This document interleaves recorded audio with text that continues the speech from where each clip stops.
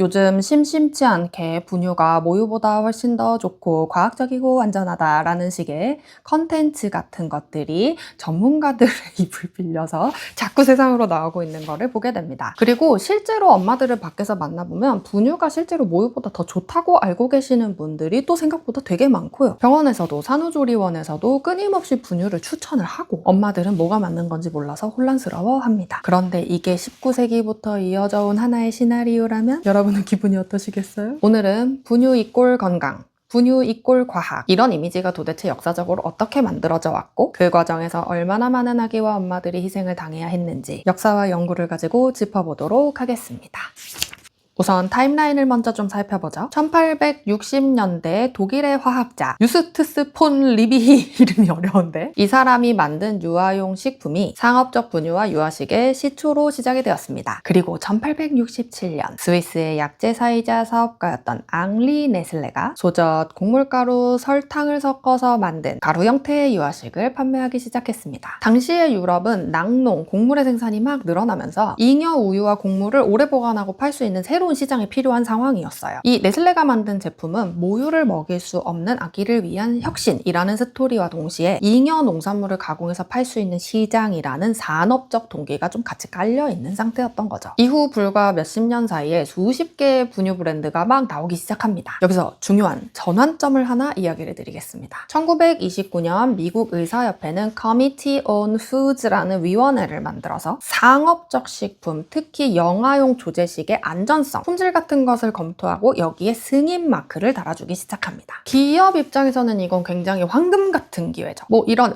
미국 의사협회라는 승인 문구 하나만 붙어도 이건 뭔가 의학이랑 전문가들이 보증하는 되게 좋은 제품인가 보다 라는 인식을 갖게 될 수 있으니까요. 그럼 이게 되게 높은 판매율과 연결이 되는 건 당연하겠죠? 이런 흐름이 이어지면서 1940년대와 50년대는 이미 대중 그리고 전문가에게 분유가 훨씬 더 과학적이고 안전하다라는 인식이 자리를 쫙 잡기 시작했습니다. 당시의 의사들은 과학적으로 조성된 분유는 모유처럼 일정하지 않은 자연 상태보다 훨씬 더 안정적이고 영양을 정확히 맞출 수 있다. 그리고 기업들은 이 틈을 정확하게 파고듭니다. 의사와 간호사들을 대상으로 무료 샘플을 막 나눠주고 학회 후원 같은 것도 막 해주고 여행, 강연비, 연구비 이런 거 막 지원해주고 그런 식으로 특정 브랜드를 막 홍보를 했죠. 그리고 병원에서 아이를 낳은 산모들의 병원 퇴원 가방에 분유 샘플, 쿠폰 이런 거를 넣어서 보냈죠. 그러면 엄마가 계속 집에서도 그 브랜드를 쓰게 만드는 어떤 구조가 완성이 되는 거죠. 정말 전제적이지 않습니까? 그 분유 샘플을 받아가지고 집에서 애기한테 계속 분유를 먹였으면 금방 젖이 말랐을 거 아니에요. 그러면 아무래도 한 번 먹였던 그 제품을 계속 사서 먹이게 되지 않을까요? 그런데 1981년에 WHO랑 유니세프가 이것을 정면으로 문제 제기를 했습니다. 이 규범은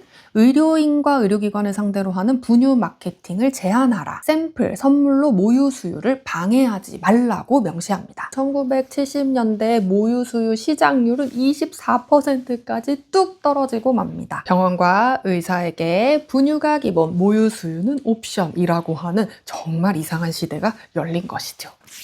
여기서 조금 더 치가 떨리는 이야기를 해드리겠습니다. 1970년대 N사는 아시아, 아프리카, 남미 같은 저소득, 중소득 국가를 대상으로 분유를 공격적으로 팔기 시작했습니다. 그들이 사용한 교묘한 수법 중 하나가 바로 밀크 널스라는 건데요. 회사가 고용한 여성 판매원들이 간호사와 비슷한 복장을 하고 산부인과, 병원, 보건소 같은 데를 돌아다니면서 갓 출산한 엄마들에게 분유 샘플을 나눠주고 사용법을 가르쳐줬습니다. 엄마들은 이 사람들을 실제 간호사나 보건요원으로 믿었기 때문에 모유보다 훨씬 더 현대적이고 위생적이고 영양적으로도 훨씬 더 우월하다 라는 식의 이야기를 듣고 당연히 혹할 수밖에 없었겠죠. 문제는 이런 마케팅이 그냥 단순히 불편을 일으키는 정도로만 끝나는 게 아니고 실제로 아이들의 생명을 앗아갔다는 데 있습니다. 아까 제가 이 N사가 마케팅을 시작한 국가들이 저소득, 중소득 국가들이라고 했잖아요. 실제로 이 지역의 많은 가정들이 깨끗한 물을 사용할 수 없는 상태였어요. 그리고 분유가 워낙 비싸다 보니까 엄마들이 분유를 탈 때 물을 좀 많이 넣어서 좀 양을 많게 하다 보니까 이게 좀 묽어진 거죠. 그 결과로 오염된 물과 불충분한 영양분 때문에 설사, 감염, 심각한 영양실조로 이어졌고 수많은 아기들이 목숨을 잃어야만 했습니다. 경제학자들이 38개국 수십 년치 데이터를 바탕으로 추정한 연구에 따르면 N사가 이런 방식으로 저소득, 중소득 국가 분유 시장에 진입하던 그 시기에 깨끗한 물이 없는 가정의 영아 사망이 연간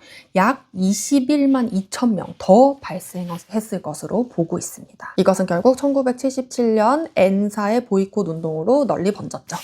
문제는 이것이 어느 부분에서는 아직도 현재 진행형이라는 겁니다. 2022년 WHO 유니세프의 공동보고서는 이렇게 이야기를 합니다. 전 세계 8개국 8,500명 부모 임산부를 조사했더니 절반 이상이 공격적인 분유 마케팅에 노출되어 있었고 중국, 베트남에서는 거의 모든 여성이 광고를 경험했다. 분유 사업은 연간 550억 달러 규모로 성장을 했고 용납할 수 없을 정도로 광범위하고 오해를 불러일으키며 공격적인 전략으로 부모들의 선택을 조종하고 있다. 실제로 구체적으로 어떤 장난질을 해대는가? 이것은 비단 분유에만 해당되는 얘기가 아니라서 좀 조심스럽긴 한데 유아식 전체에서는 조금 적용할 만한 이야기이긴 한 것 같아서 이야기를 좀 드려보겠습니다. 제가 아는 지인이 오래전에 맘카페 바이럴 마케팅을 하는 회사에서 일을 한 적이 있었어요. 그리고 그녀가 거기를 퇴사한 뒤에 충격적인 이야기들을 많이 들려주었죠. 이 바이럴 마케팅을 하고자 하는 기업이 이 마케팅 회사에다 의뢰를 하면 이제 맘카페에다가 바이럴을 해주는 건데 직원당 네이버에서 3개의 아이디를 만들 수 있잖아요. 그러면 직원이 3명이면 벌써